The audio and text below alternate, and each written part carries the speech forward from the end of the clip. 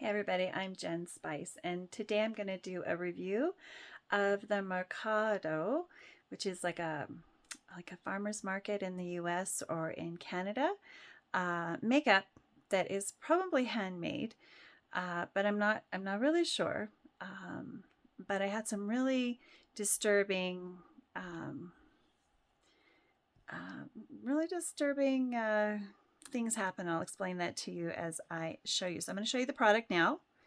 And then I'm going to explain what was off about it, okay? So just hold on. All right, so I've got two products to show you. And I'm not worried about, wrote a few notes here about, I'm not really worried about my own allergy because I did an allergy test before I used it. So this is Dia de los Muertos Blanco makeup. All right, so this, I did actually end up using it. I won't probably ever use it again. I'm going to reformulate this one. This will probably be one of the early formulations we do, one of the first formulations we do when I create a serum base for the makeup, because it's basically all you want is that, right? You want this white. Now when we were in the Mercado, she said, here, look, and I'll show you what she did. Because I was like, yeah, it looks like it's separating. Because you can see, how it's separating really badly, both in the jar. Now, there's definitely not a stable emulsion here. Let me give you a closer look at that. All right, so it's not a stable emulsion. I'm just going to put that back in there because it really doesn't matter. It's not a product. And when you apply it to the face, it does this like clumpy thing, but with a little bit of, so it looks kind of like that when you put it on the face. But when you rub it on your skin, in the market, it was like, oh yeah, that gets pretty good coverage. I mean, I'm really white, so it's hard to really tell. In fact, I didn't even do my arms for Dia de los Muertos, and I actually looked like a skeleton. I don't know if you've seen the pictures out there. I did some fun makeup. So we thought, okay, this will work. Well, when we got home and we tried applying with a sponge, it was like, it wasn't even. It was an uneven application. So my goal when reformulating this is to, one, make it stable. Well, the second thing I noticed about this is my friend's little girl was complaining, and it looked really blotchy and horrible on her skin, and I'm thinking, what's wrong with, why isn't it smooth like when we were in the market, right? It's nice and dry, which is great.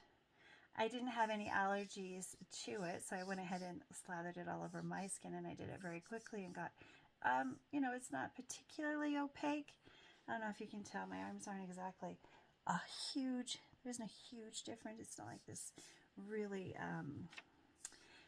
opaque kind of skeleton creator or white face, but because you're trying to create this skull bone look, because yeah, Dia de los Muertos is about skeletons everywhere, your ancestors who have died, and what they would look like, I guess, now. But it's it's okay, it's all right. But when you put it on your face, there's this burning sensation that your eyes go through. And I don't know what they used, if they used an alcohol to make it dry really fast, because that's why it ends up clumpy like this one.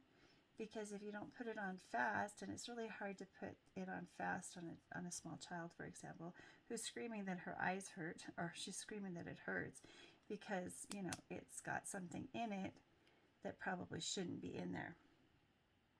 All right, now, so that that just posted. Um, that's why I would never use it again, and why I'm definitely going to reformulate my own Dia de los Muertos one. This is the Mercado sample. This is not one that I made.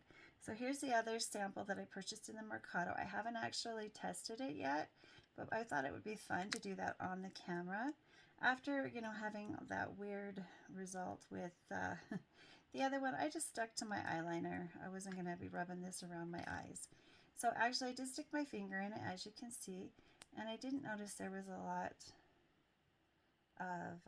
coverage. It's not bad if you're just wanting, to, smoky the look.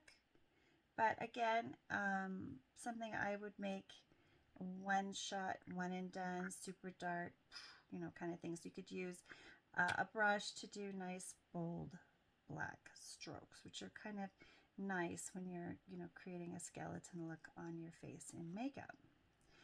I kind of stuck, this is also a oil base, so it's going to cause problems if you're using the stickers. So again, I have no idea how to make those stickers last the whole time. I don't know if you saw me, but they were like flapping from my jowls. So I was very scary. Katrina.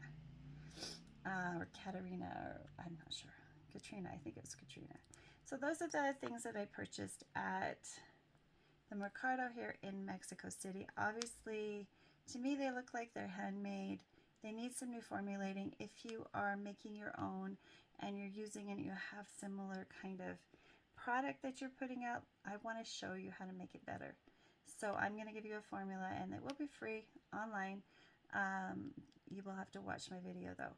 So these will be some of the two first. They will both be water-based, just so when you're creating your makeup here in Mexico and other parts of the world, if you celebrate, any kind of holiday where you do face painting and you need these base colors, you have something that's a quality material and not dangerous.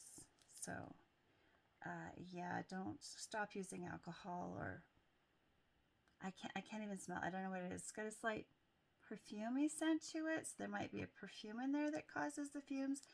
I don't know. It was no muy bueno. Esto no. No, please don't do that.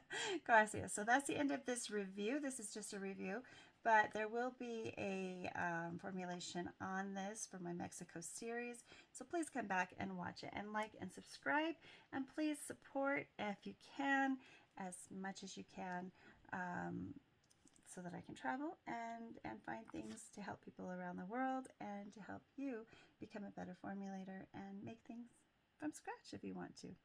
Bye for now.